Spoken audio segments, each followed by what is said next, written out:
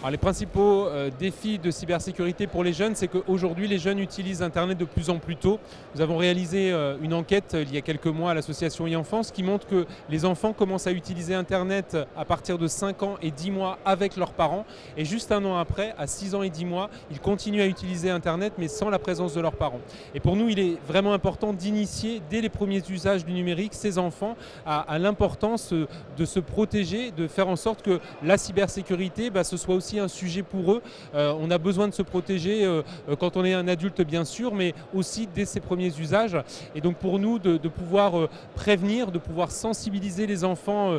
dès 6 ans, de pouvoir intervenir dans les écoles pour pouvoir leur expliquer comment justement promouvoir cette cybersécurité, c'est important. Et puis en faisant connaître le numéro, le 3018, qui leur permet, quand malheureusement il y a des situations où la cybersécurité n'a pas été bien protégée, bien de pouvoir appeler des juristes, des psychologues qui vont leur permettre de défendre leurs droits et de faire en sorte que leur vie en ligne soit la plus sécurisée possible.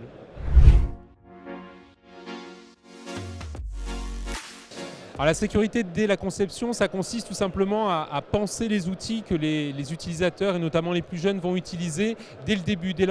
les premiers moments où on va imaginer un nouvel outil. Et c'est important parce qu'il faut qu'à tous les moments de l'utilisation de ces outils, la sécurité soit la préoccupation numéro 1. Il n'est pas normal qu'un outil, quand on l'utilise,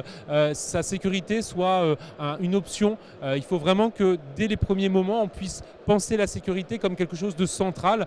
Donc c'est la façon dont on va se servir de l'outil, c'est la façon dont on va pouvoir signaler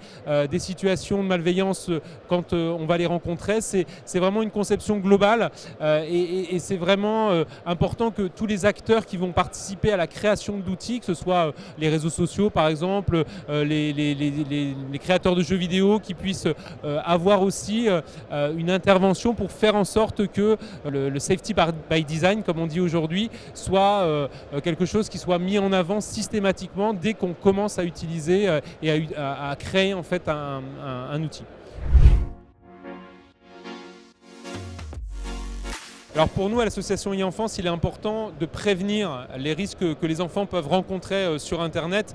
d'engager des actions de prévention, principalement dans les écoles, mais aussi dans tous les espaces de vie de l'enfant, que ce soit dans l'espace de loisirs, dans la rue, dans le sport. Tous ces endroits doivent pouvoir être des endroits pour pouvoir entretenir un moment d'échange avec les jeunes, de pouvoir provoquer